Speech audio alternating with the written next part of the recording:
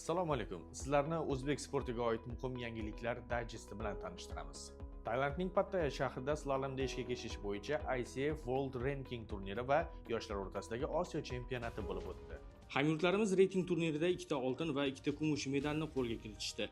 Shuningdek, U18 va U23 yosh toifalaridagi qit'a birinchiligida esa 3 ta oltin, 2 ta kumush hamda 4 ta bronza medallariga ega chiqishdi.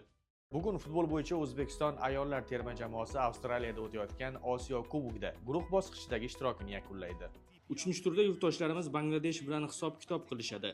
Reglamentga ko'ra qizlarimiz chorak finalga yo'llanma olish uchun ushbu jamoani kamida 5 ta to'p farqi bilan mag'lub etishi talab etiladi. Aks holatda play-off masalasi 10-mart kuniga belgilangan Yaponiya va Vyetnam o'yiniga bog'liq bo'lib qoladi.